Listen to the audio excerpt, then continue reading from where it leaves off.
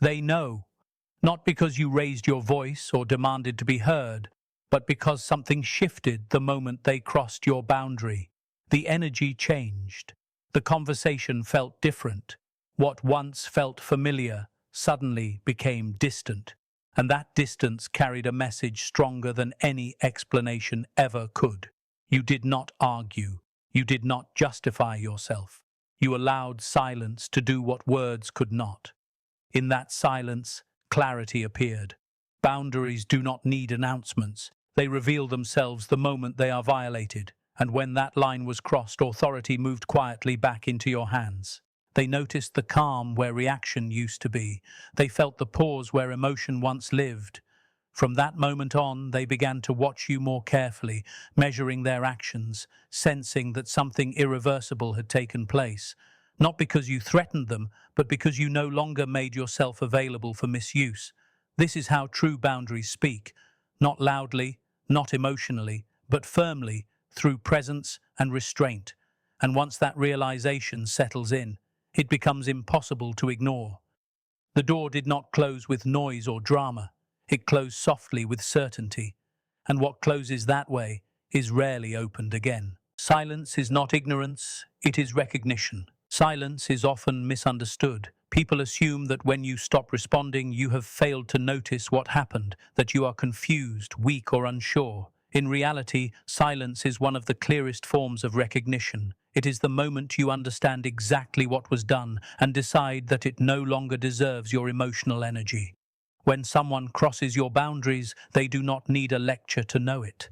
They feel it instantly in the shift of your presence. The warmth changes, the rhythm breaks, something familiar disappears, and that absence unsettles them. Before the boundary was crossed, your reactions were predictable. You explained yourself. You tried to be fair. You invested effort in keeping things balanced. But after the line was crossed, something internal recalibrated. You did not need to announce it. Recognition happens quietly. It is an internal decision where you stop negotiating your worth. Silence in this sense is not avoidance, it is awareness choosing restraint. What makes this silence powerful is that it removes the performance. There is no argument to win, no emotion to provoke, no reaction to exploit. People who overstep boundaries often rely on engagement. They rely on responses to justify themselves, to reshape the narrative, or to minimize the impact of what they have done. When you choose silence, you deny them that opportunity. Not out of bitterness, but out of clarity. They notice this immediately. Humans are deeply sensitive to changes in emotional availability. When your tone becomes steady instead of reactive, when your words become minimal instead of explanatory, it creates uncertainty. They replay the moment in their mind, searching for reassurance that never comes. Silence forces reflection, and reflection is uncomfortable when guilt is present. This is why silence often triggers more awareness than confrontation. Confrontation gives people something external to fight against. Silence turns the focus inward. It leaves space for truth to echo. They begin to realize that the access they once had is no longer guaranteed. Not because you threatened them, but because you withdrew participation from something that no longer honored you. Recognition also means acceptance. You accept that what happened showed you something important. You accept that explaining further will not change character. You accept that your peace matters more than being understood by someone unwilling to respect limits. Silence becomes the natural outcome of that acceptance. It is not punishment, it is alignment. There is also dignity in this silence. It signals self-respect without arrogance. You are not trying to prove a point. You are simply refusing to abandon yourself for the comfort of others. This kind of silence carries weight because it is calm. It is not charged with resentment. It is grounded, deliberate, and final in its own quiet way. Over time, this silence reshapes how others relate to you.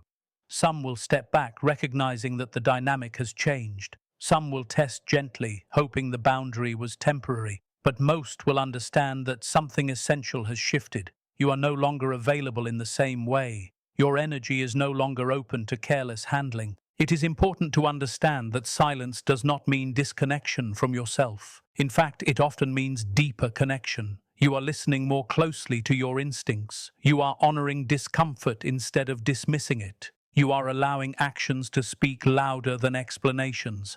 This internal alignment is what gives silence its authority. And here is the truth that many avoid acknowledging. People respect what does not beg for validation. When you stop explaining your boundaries, they become real. When you stop justifying your distance, it becomes permanent. Silence turns your boundary into a lived reality rather than a debated concept.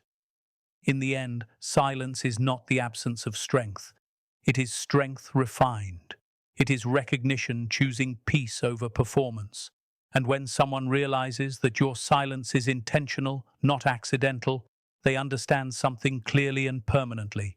The line was crossed, you noticed, and you chose yourself. Discomfort is the first proof of guilt. Discomfort does not appear without a reason. When someone crosses your boundaries, the first emotion that rises within them is rarely confusion. It is unease, a subtle tension they cannot immediately explain. They sense that something has shifted, that a line was crossed, and that they are now standing on the wrong side of it. This discomfort is not created by your reaction. It is triggered by their awareness. Even in silence, guilt has a way of announcing itself. People who respect boundaries feel stable around them.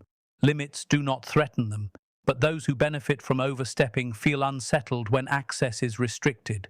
After the boundary is crossed, their behavior changes.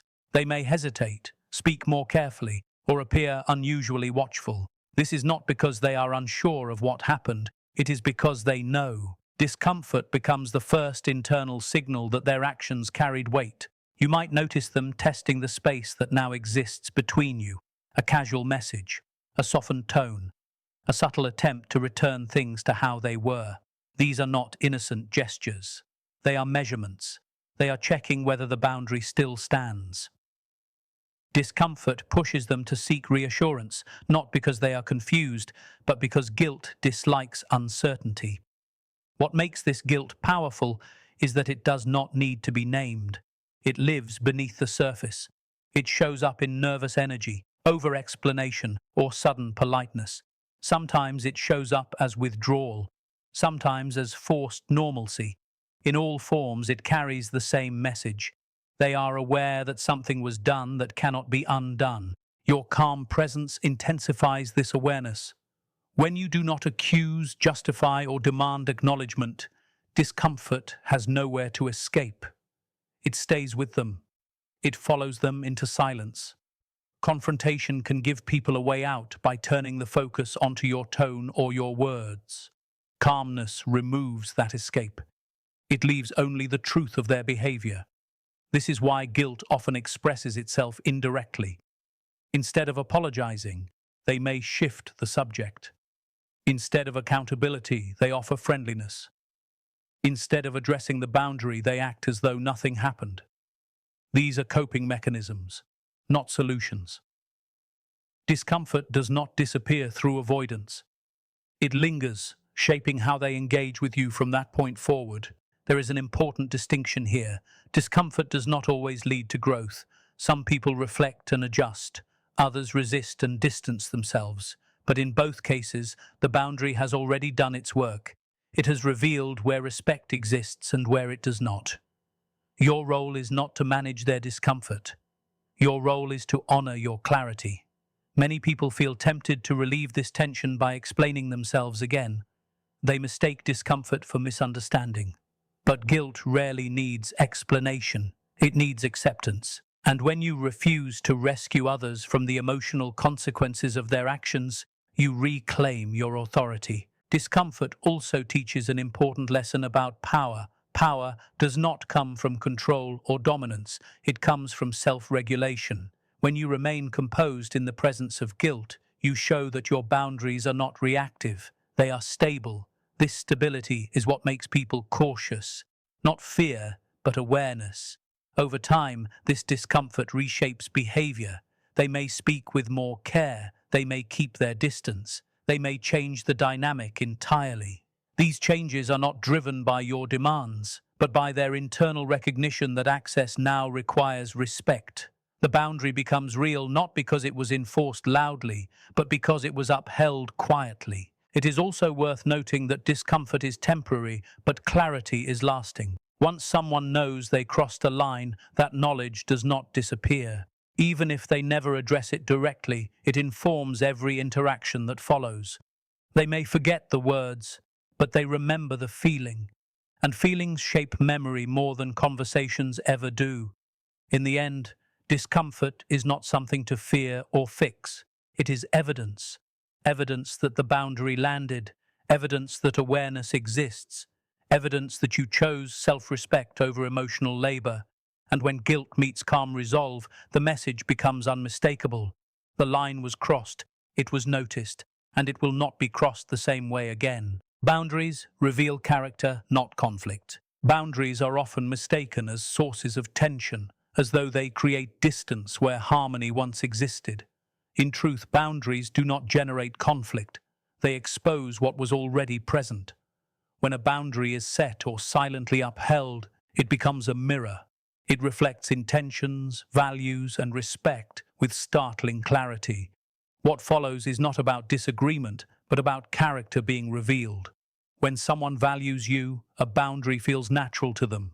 It does not threaten their sense of connection. They may pause, adjust, and move forward with greater care.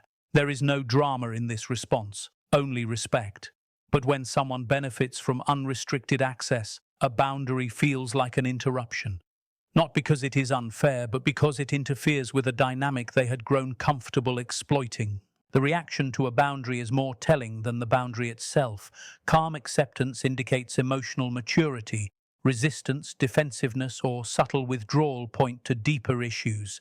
These responses are not misunderstandings, they are disclosures. Boundaries strip away the surface politeness and reveal how someone truly relates to power, respect, and accountability. This is why boundaries often lead to distance, not because you pushed someone away, but because the relationship was dependent on imbalance. When equality is introduced, the structure collapses. What remains is the truth. Some connections strengthen, others dissolve. Both outcomes serve clarity. Many people fear setting boundaries because they worry about being seen as difficult or unkind. But boundaries are not punishments. They are guidelines for healthy interaction. Anyone who interprets them as attacks is revealing how much they relied on your silence. The discomfort that follows is not caused by the boundary, but by the loss of unchecked access. Conflict thrives on emotion. Boundaries operate on principle. This distinction matters. When you stop arguing and start aligning with your values, the conversation changes. You are no longer negotiating your worth, you are defining it. This shift removes the fuel that conflict needs to survive. Those who respond with respect demonstrate character. They may not fully understand your reasons, but they honor them. They recognize that autonomy is part of connection, not a threat to it. Those who respond with control or withdrawal demonstrate something else entirely. Not confusion, but resistance to shared power. Boundaries also reveal how people handle accountability. A respectful response acknowledges impact, even without agreement. A dismissive response avoids responsibility by reframing the issue as your sensitivity. This deflection is not accidental. It is a strategy to maintain comfort without change. What is often labeled as conflict is actually exposure. The boundary does not create the problem, it illuminates it. It shows whether someone is capable of mutual respect or dependent on imbalance. This awareness can be unsettling, but it is necessary. Clarity, though uncomfortable at first, prevents deeper harm later.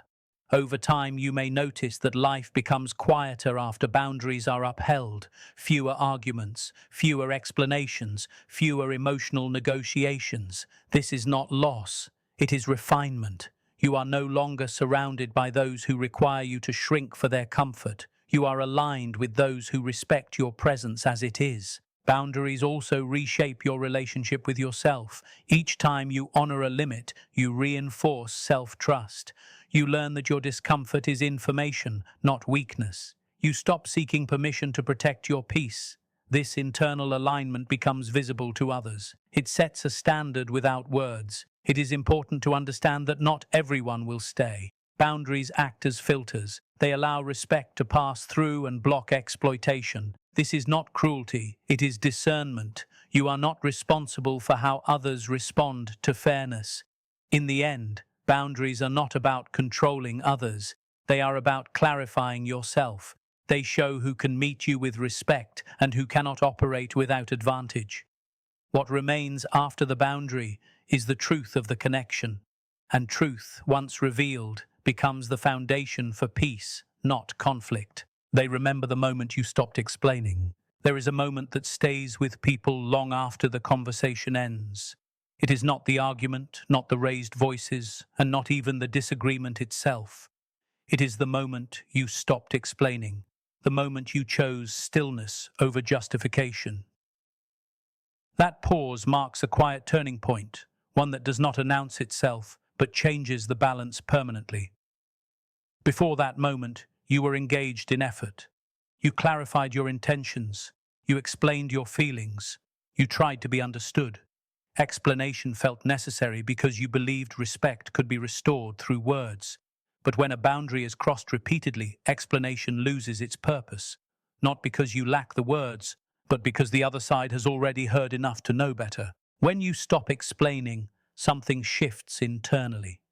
You are no longer asking for permission to protect your peace. You are no longer hoping that clarity will create care. You accept that understanding is not the issue. Willingness is. And that realization removes the need to keep talking. This is the moment they remember, not because you made a statement, but because you withdrew one. The emotional labor ended. The effort to convince stopped. Silence replaced reasoning. And that silence carried weight. It told them that access to you was no longer unconditional. People often underestimate how deeply this moment lands. Explanation gives others material to debate, reinterpret, or dismiss. Silence gives them nothing to reshape. They are left alone with their actions and the realization that the dynamic has changed.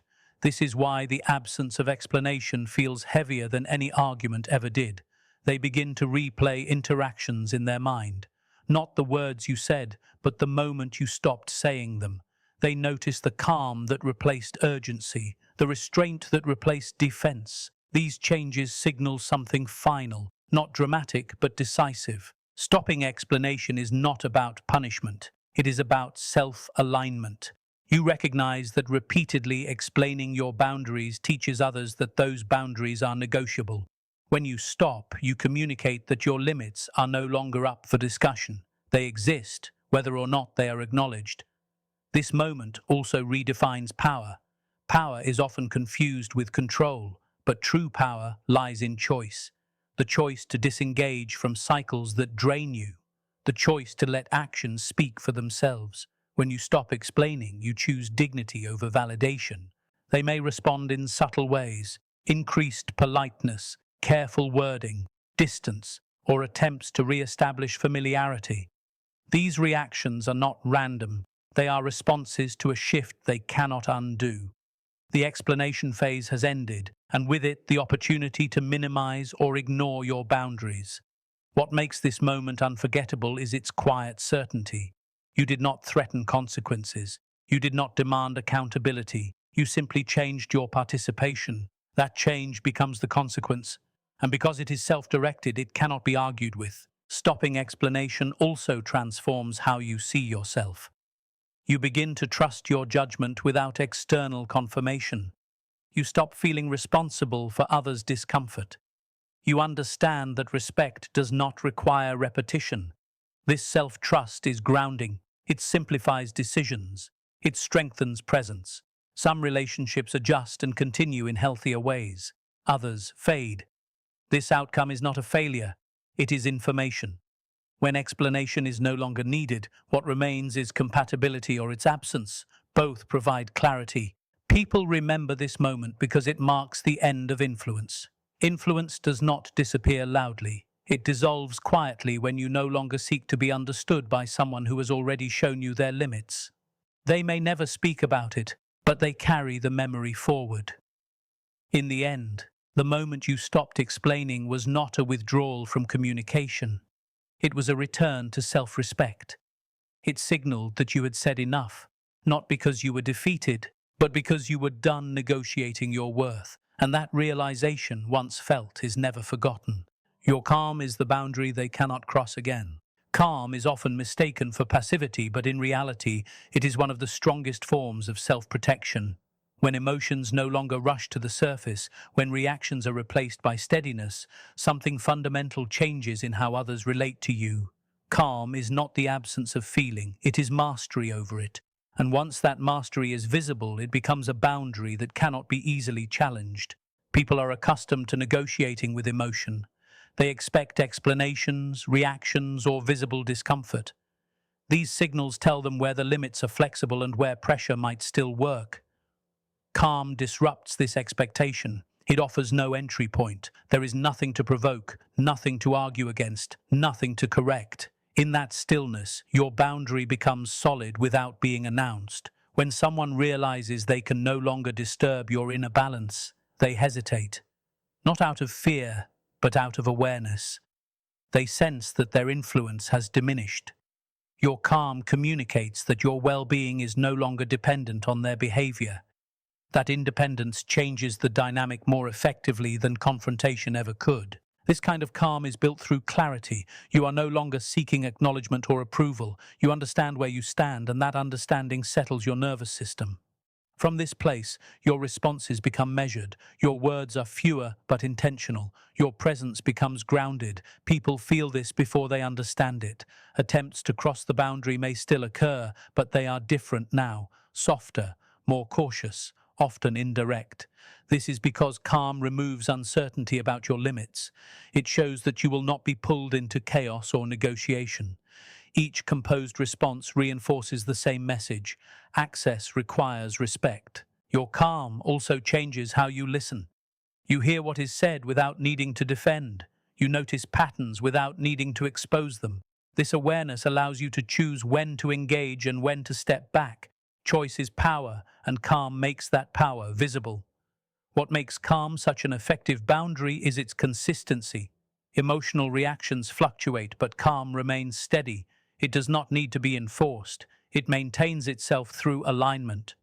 When you are aligned with your values, your behavior naturally reflects them. Others adapt or withdraw accordingly. This does not mean you become distant or cold. Calm can be warm. It can be respectful. It simply refuses to participate in dynamics that undermine self-respect. This refusal is not loud, but it is firm, and firmness delivered calmly is difficult to challenge. Over time, people learn how to approach you. They adjust their tone, they become more considerate, or they create distance. All of these outcomes are responses to the same truth. Your calm has redefined the terms of engagement. You are no longer available for emotional turbulence. Calm also protects you internally. It preserves energy. It reduces regret. You are less likely to replay conversations or wish you had said something differently. This internal peace becomes self-reinforcing. The more you protect it, the stronger your boundary becomes. It is important to recognize that calm does not require perfection.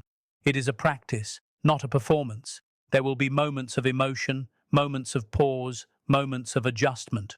What matters is your return to center. That return signals resilience. In the end, calm is not something you demand from others. It is something you embody for yourself. And once embodied, it speaks clearly. It tells others that your boundaries are not reactions to them, but commitments to yourself. Commitments like these do not invite repeated testing. Your calm becomes the line that is seen, felt, and respected, not because it was enforced, but because it was lived. And boundaries that are lived rather than argued are the ones that last.